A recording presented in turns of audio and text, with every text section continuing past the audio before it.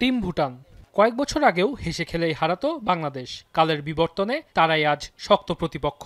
এমনকি AFC Asian cup বাছাই পর্বের গুরুত্বপূর্ণ ম্যাচের আগে তাদের বিপক্ষে খেলেই প্রস্তুতি সারবে টিম বাংলাদেশ। বেশ কিছু কারণে ম্যাচটি আকর্ষণের কেন্দ্রবিন্দুতে। ভুটানের বিরুদ্ধে সবশেষ ম্যাচ হারের প্রতিশোধ, একই সাথে দীর্ঘ অপেক্ষার পর ফুটবলের আপন নীড়ে ফেরা। এ নিয়ে দর্শক সমর্থকদের যেমন উচ্ছ্বাস, তেমনটাই আছে বাংলাদেশ দলের হেড কোচ হেভিয়ের ক্যাব্রেরার। Two matches in the national stadium after so many years.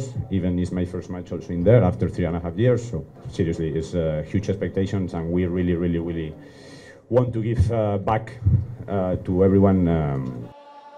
FIFA tier 1 প্রীতি ম্যাচ হলেও লাল সবুজরা পাখির চোখ করছে 10 জুনকে। তাই তো দলের সবাইকে বাজিয়ে দেখার পরিকল্পনা কোচের। অন্যদিকে অধিনায়কের কণ্ঠেও জয়ের আকাঙ্ক্ষা। Of course, 10 তারিখে এটা সবচেয়ে ইম্পর্টেন্ট ম্যাচ, জিততে হবে। It's important to take the opportunity of tomorrow as a good preparation for the match against Singapore. So I think you will be able to see a mixed approach. Dragon বয়েজদের বিপক্ষে ঘরের মাঠে পূর্ণ সুবিধা নিয়েই দিনের আলোয় অনুশীলন সূচি দিয়েছে বাফুফে। নতুন স্টেডিয়ামে মুগ্ধ অতিথি কোচও। প্রতিপক্ষকে নিয়ে না ভেবে নিজেদের শক্তিমত্তায় নজর দিচ্ছেন Bhutan coach. We will do my best. I think basically passing football. This time disadvantage because this country very humid and very hot country. থিম্পুতে বাংলাদেশকে হারানো গেলেও এবার তাদেরকে হারানো সহজ হবে না বলে সহজ স্বীকারোক্তি সফররত কোচ অধিনায়কের।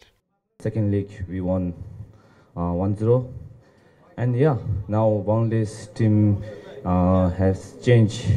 Bangladesh is a very good physical team from before, and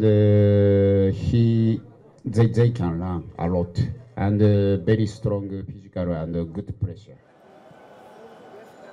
Hamza ফাহমিদুলদের প্রথম ম্যাচ জয় দিয়ে রাঙাবে নাকি সকল পরিকল্পনা নস্যাৎ করবে ড্রাগনরা, তা জানতে আর কিছু সময়ের অপেক্ষা। ওয়াসিউল হক পান্থ, এখন, ঢাকা।